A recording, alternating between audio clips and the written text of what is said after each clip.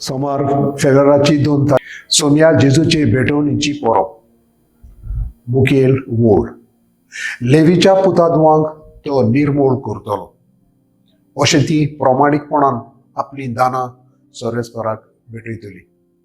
याळाक आदार जायते फावटी आमकां केलेल्या उपकाराक वो गरजेक पावलेल्याक आमी एक भेट दिता.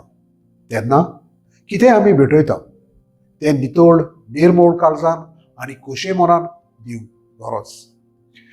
थोडे फावटी आमचें मन आनी अतोस्कोन साफ नासतना दिवंक जाय म्हूण दिता. आयज सोमिया जेजूक देव मंदिरान भेटयलेलो ती परब आमी मनयता. देवाक मनवतली भेटवणी कशी जावंक जाय तें आमकां मालायकी प्रवादी आमकां पयल्या वाचपान सांगता. देवा मुखार भेटवणी घेवन येवच्या आदीं रुपये आनी भांगार नितळ करता ते परी देव आमकां खोटेपण दुबाव राग असले सगल्या उगुणांतली पुराय साफ करता. तेन्नाच आमी प्रामाणीकपणान भेटयलेलें दान देवाक मानवता.